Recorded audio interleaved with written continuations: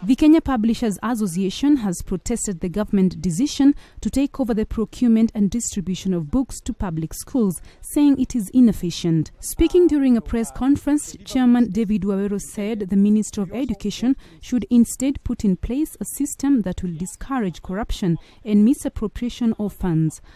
Wawero says KPA has created a proposal which will, among other things, seek to ensure that the distribution method is under school heads and the control measures that can be put in place to reduce loss of funds.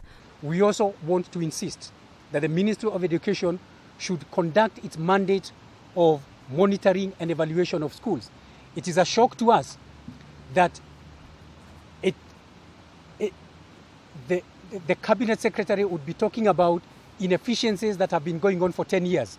So if government has been losing 10 billion shillings every year for 10 years, why did it take so long for government to realize that there is pilferage of that magnitude?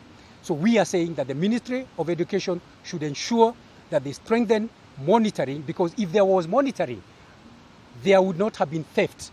If the head teachers were being held to account, it should not have taken 10 years to discover that there is theft of public funds. Wawero further points out that rather than move to different schools, Education Cabinet Secretary Fred Matiang'i should ensure there is an inspection team which will ensure textbooks arrive in schools and are being utilized properly. Matiang'i had called for a radical review of textbook distribution method under the Free Basic Education Program. We have said that centralization of book distribution cannot work, because in 40 years ago, we had the same system under the Kenya's schools equipment scheme, and it failed. That was a centralized system.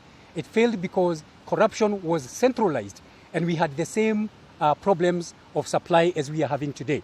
Matiang'i had stated that the method was full of serious accountability issues, noting that student-to-book ratio was about 5-1, despite the billions the government was pumping into schools.